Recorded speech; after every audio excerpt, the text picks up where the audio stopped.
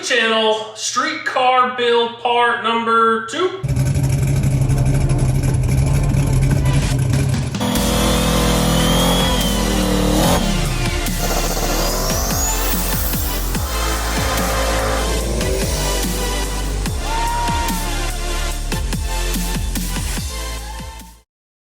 Alright, not much has happened since my last video, but I'm just going to do a kind of quick update and kind of talk about the project in general and keep y'all going along.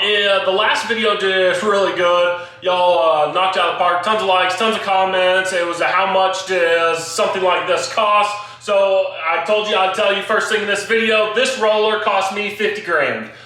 With the electronics, wheels, everything, dual parachutes, extra hood, tons of extras, drive shaft, blah, blah, blah, blah, blah. Long story short, I'm hoping my goal, 50 grand pandemic pricing, is a fair price. I feel good about it. You just can't find them. It's not a big deal. A lot of people, I'd say the majority of the guesses were like 45 to 60 grand was the, majority of them. So I think a lot of people that watch my channel understand how much something like this costs. Very much so. If you were to take something like this and have a shop build it from scratch, it'd be well over $100,000. Parts, labor, everything.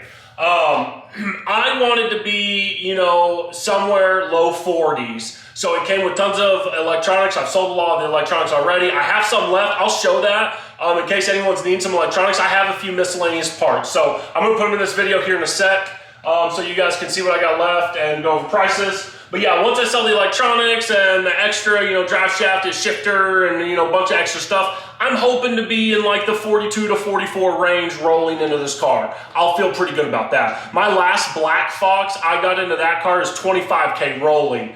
I had to do more work to it to get it to a better, point. It had stock doors, stock fenders, just tons of stock parts, didn't have any extras. So, give or take, I feel pretty good at where I'm at in this car for a starting point. So now, let me show you what parts I have, and then we'll dive into what I've done, and then we'll kind of talk about what's going on with the project. One piece of information, I'm going to try to hold the camera steady this one, but one piece of information, productivity is about to go way up. I installed that mini split like a week or two ago. It's summertime, million reasons why I hate the garage open, bugs and the southwest wind and dirt and dust and heat and blah, blah, blah. I have air conditioning in the garage. My garage is actually well insulated too. I have an insulated door. I could leave just the door open to the house in the summertime and like blow air out and my garage would stay like 76, 78 degrees. So now I have a mini split. I mean, the other day it was like 95 plus out. I had the mini split set to like 68. It was 68 out here. You needed a hoodie to work out here. It was awesome. So, I'm coming over here. Parts. Yes, that's what I want to talk about. This is what parts I have left to sell, and we'll just kind of go over this. So I have my race pack. I sold the AFR part of the race pack, so this is what I have left. IQ3 Dash, V300 SD. I have the RPM connector. This is, worth $300-400 bucks. I have like 4 or 5 pressure sensors, nitrous, oil, crank, blah, blah, blah. These are, like $300 each. I got a bunch of extension harnesses. The CAN interface is like 500 bucks. And then I have a shock travel kit. It's like $1,200. So all said and told, I think there's a little over $6,000 or $7,000 of parts left. I think it's like $6,500 of what's left. I want, like $4 grand or so for it. So if you need this, I'd like to sell it as a bundle. So if you need this bundle, hit me up. Let me know. Pick that up. I have a grid left, MSD grid.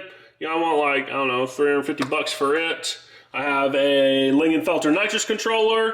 I want like 400 bucks for it.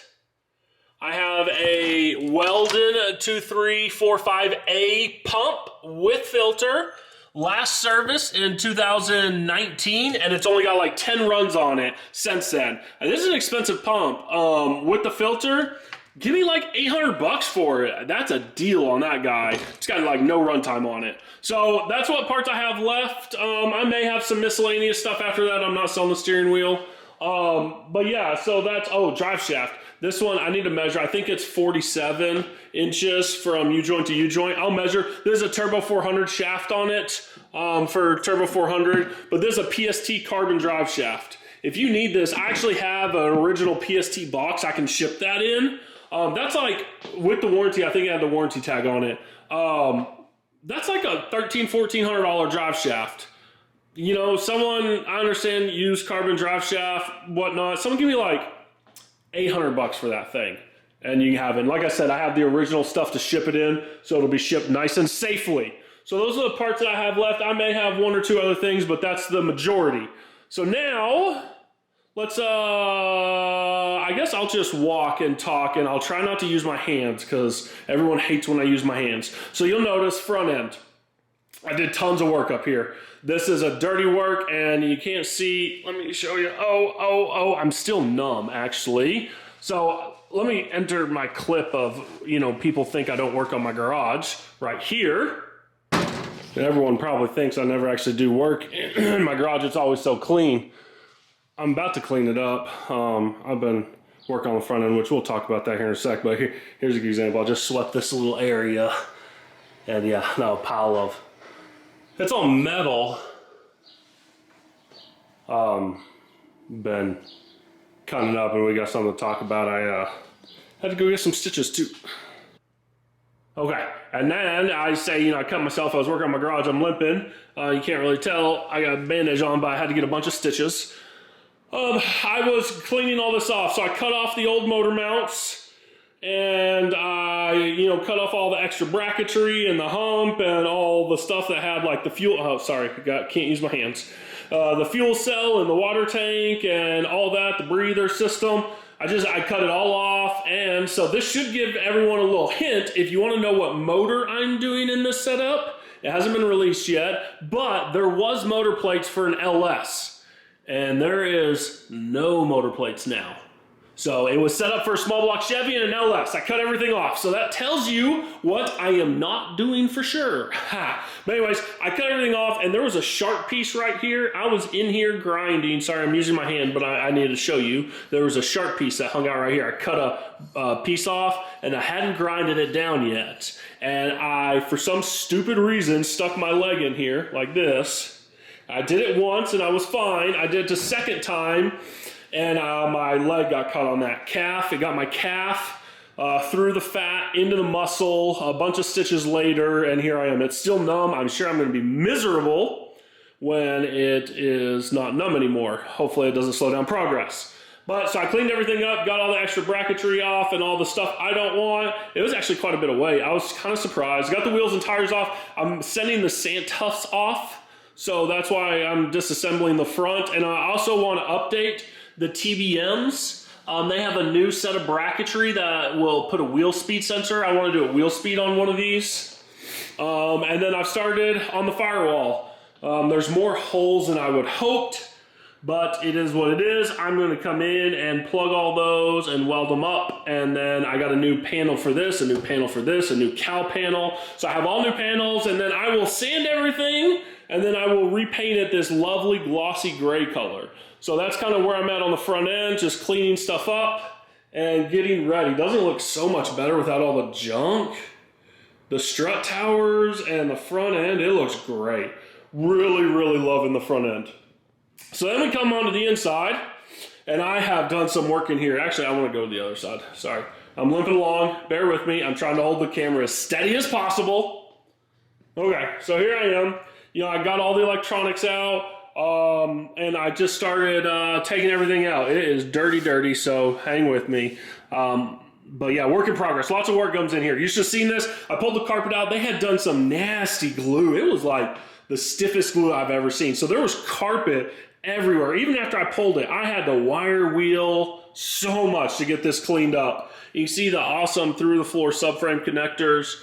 These things are awesome. But I just need to go through here. Like, this thing's been a race car for a long time. So it has holes all in the floor. And, you know, this plate, they had the shifter mounted on this. So I'm going to replace this plate with some sheet metal and seam seal it. And I'm going to put a tube mount here. And I'm just going to seam seal. And I'm just going to clean all these up. I'm going to plug all these holes. I got a MIG welder. I'm going to plug them up. And yeah, just go to town. I'm going to buy a nice gas pedal. I want to redo the brakes. I don't know if I'm going to. I need to lower the steering column. It's too high. I'm a tall guy. So let's go. Man, I shouldn't have walked over here, I guess. I'm sorry. Let me limp back over there. The only bracketry I left on the front was for some weight. They had some nice weight mounts there. I'm going to leave those. What's also cool is these bars that go through here. Like you can kind of see over there, they go in, they go through to the main cage. Where you at race cars did this part really nice. They did awesome stuff. But so the seats in, you can see 4 Allens and then one in the back. You can't really tell, you can kind of tell. So the through the floor subframe connector, I'm a tall guy. So to get the seat low enough so I have adequate room above my head, I actually notch the through the floor subframe connectors. And then there's 2 chromoly cages I built that go across and tie in to the through the floor subframe connectors. So I have 2 chromoly cages, and then there's a big bracket in the back that the back of the seat mounts to. Let me hop in this guy real quick and I'll show you kind of what I did. Okay, so here we are. The seat's not really bolted. I just have it setting in here because I still have lots of work to do. Everything's just tacked underneath me, but I was building the cage for the seat and whatnot. So here I am. You can see now I have plenty of clearance with my helmet on. I'm trying to get into my seating position, but with my helmet on, I mean, yeah, you can see like I can fit a whole hand here. So with my helmet on, I still have about a 2-finger gap, maybe 1 to 2 finger gap. So I have plenty of room, and that's strapped in, sitting upright, not slouching down or anything. So I have plenty of room in here. You can see like, I mean, way adequate room here. So I'm good now, and I can move around. Before the Kirky, they had the Kirky up way too high. I'm 6'2", 6'3"-ish, somewhere in that thing, and I have a long torso. So any car I get, I always have to do tons of work to get the cage low, or the seat low enough. And I double checked that this cage was built, you know, up high and tight before I bought the car, because there's plenty of cars that there's no way I could fit in them. So, did that. I got to move the column right now. The column is just way too high. Like it looked like, I don't know. So I'm going to lower it down. It's pretty straightforward. I'm going to lower that down and then just keep working on this. Let me get out of here and I'll set up the camera and we'll kind of talk about what else is going on with the project. So that just kind of quick goes over what I'm doing with the car and where I'm at. Parts is the big deal right now. I'm waiting on a transmission. The transmission is kind of one of the higher priorities. I ordered the power adder a while ago. That's a long wait. I'm having trouble getting electronics. I have a lot of the electronics already inside. I may do a video coming up of what I've got so far and what I plan on doing on the electronics. Setting off the front shocks, I'm going to pull off the Menskers in the back, send those off. I need to pull the hatch area off and kind of start just going through the whole car, cleaning it up. I'm going to weld all these holes up, weld this. I'm going to sand the entire front end so it's ready for paint. And then really, I'm hoping I get the transmission the next week or two and I can start mocking up the engine and transmission. I feel like that's kind of the next big step is mock-up. I need to get the engine transmission placed, measure for a drive shaft, and then start looking at power adder options and so on and so forth. I need to pull the front glass out. We're going to get a new optic armor for it. But yeah, really lots of parts on the way.